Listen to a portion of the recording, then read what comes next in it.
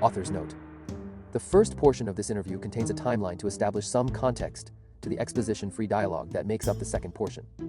Most all of the dates are redacted from the records, so the timeline has been adapted to a short story-like format. That should ease things up with those ever-paranoid employees at Security Division. The timeline seems to follow the animated movie of 101 Dalmatians, but not entirely. I mean, this is a Justice Grimm dossier after all.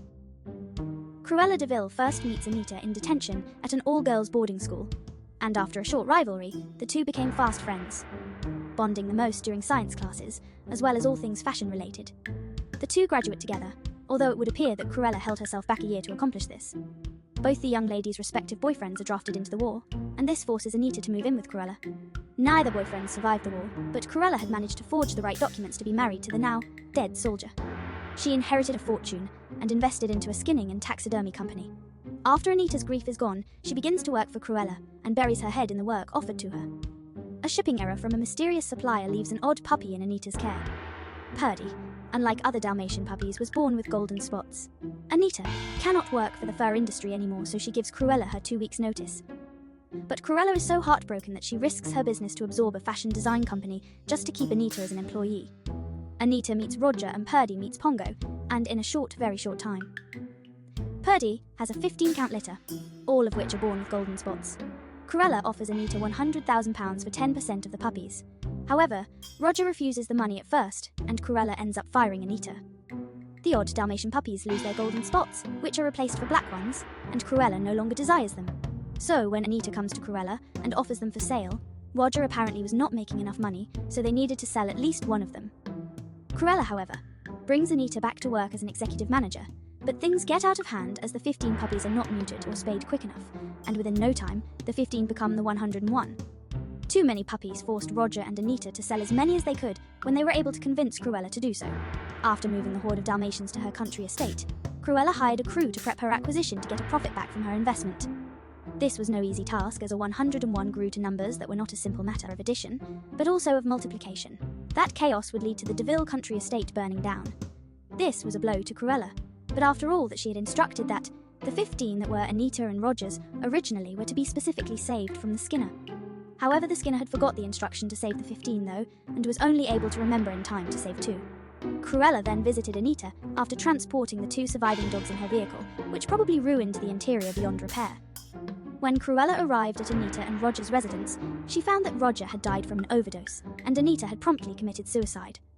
Roger was into gambling, and that explained why they could never seem to use their money wisely. With some reluctance, Cruella keeps the 2 dogs, and what happens next would turn Cruella's life into a whole new level of diabolical scheming. Cruella married one of the Justice Jesuit sorcerers, who found the 2 Dalmatians work as studs for the Aesop stables. Over the years, Cruella would be the creative muse for almost every piece of body armor and tactical equipment used in the vast numbers of specialized mobile task force teams. An honorary position was given to her as executive fashion consultant. After her husband died from mysterious circumstances, Cruella wasted no time having her daughter Anita and her son Roger get into the more powerful positions within the Justice Group. Anita would go to become the chief warden for the Punishment Corps, and Roger became a field medic for the Aesop department. Eventually, Anita would land the chief executive justice minister position, but it cost her having to rat out her mother.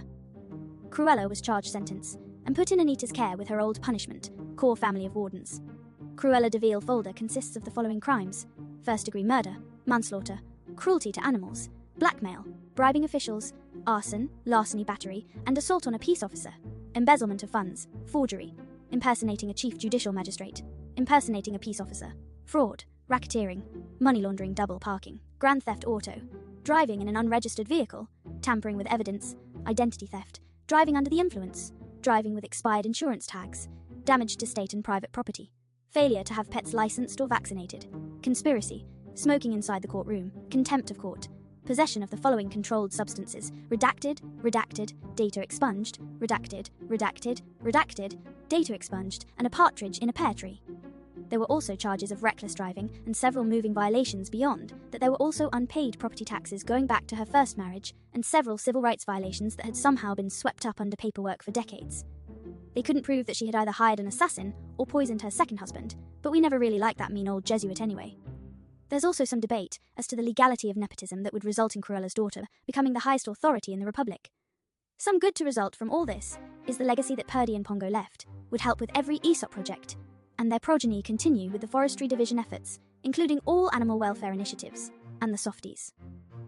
Cruella can be found in a minimum security facility, as she tours them while simultaneously serving her sentences. She still consults with the gearheads whenever they need advice on how to make warmer lab coats for the research ministry. The deville real estates were absorbed thoroughly by the realm of the coin, and most all locations previously owned by Cruella are now rented or leased out for dirt cheap to the movie industry, who use these spooky locations to film any range of awful, AI-written scripts. Anita would retire from top justice tier level positions, but stays close to her mother, who is serving 3 life sentences. The two can be found living a slow and laid-back lifestyle, interacting with the fellow prisoners in Punishment Corps. If you visit Central Castle, you have a good chance of seeing her being wheeled around by Anita, as they often still have administrative duties both official and unofficially for various projects that are still running. Although it has been recently announced that Cruella is blind and showing signs of Alzheimer's, if not early-stage dementia. This fact has not changed the ancient matron's eccentric attitude, but it has made interviewing her impractical.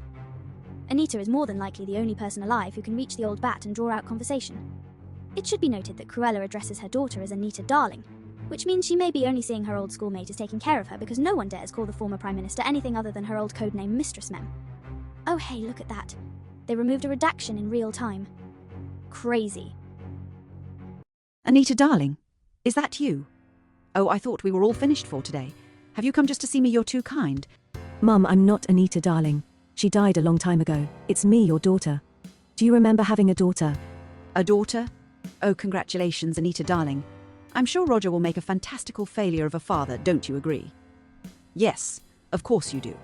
Or should I say no? You don't, do you? Mum, you named me Anita after your old schoolmate. But she's gone now and so is Roger. Oh, Roger, of course, my brilliantly talented little boy who's going to be a doctor. Anita Darling, you shouldn't say such things to a mother, you know. Or maybe you don't know. I don't know. I don't. Mum is okay, I'm here. Roger is a doctor. He saves lives every day with the Forestry Division. We are very proud of him. Did you bring them? Anita Darling, please tell me you brought them. I did bring them, but do you remember what Roger said about your... Oh, stop being a wretched reminder, darling. All these years are you still looking out for my health. And what about your health, Em? Oh, forgive me, my dear, you look wonderful. Absolutely stunning. You know you look just like my daughter, little Mem. It's me, Mum, I'm your daughter. They all call me Mem, because that's what I called you when I was a little girl, and I couldn't pronounce Mom. Of course it's you, Mem. You're the one who put me here in this room with all these terribly dressed people wearing one colour day after day, night after night. Orange jumpsuits have never been considered anything other than a prisoner's garb. I know. I'm sorry, Mum, but it was your idea. My idea? To become your inmate till the day I die in these cells. Why would anyone commit to such a scheme? It's not like I have all my friends visit me every day, or the consistent meals and the modest privacy, or the liberty to run errands for the disinformation department. What kind of mean, nasty, outrageous villain do you think conspires to spend their last days in the comforts provided by my faithful service to justice? And you should be here in my place, yes. Anita Darling, your plans will not prevail for you. See, I am too clever for you still. You're a backstabbing murderer with no conscience, the perfect politician. I'm nothing like you, Mommy. Oh yes, we agree on that. I actually know how to get away with my mistakes. I did for a very long time, but they'll find the bodies soon enough, darling. And when they ask, I will tell them it was all Mem. Here you go, Miss DeVille. Your cigarettes. Oh, joyous day. Well, come on, darling, let's see them. Yes. Oh my, can I borrow your lighter? Of course, Cruella. I'll leave the lighter for you. It takes a few tries to get to work, so keep trying if it doesn't spark right away. I say, are you leaving Anita, darling? Yes. Goodbye, Mother.